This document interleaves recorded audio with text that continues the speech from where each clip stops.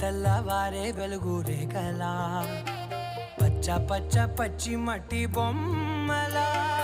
అల్లి బిల్లి వెన్న పాల నురగలా అచ్చ తెలుగు ఇంటి పూల కొమ్మలా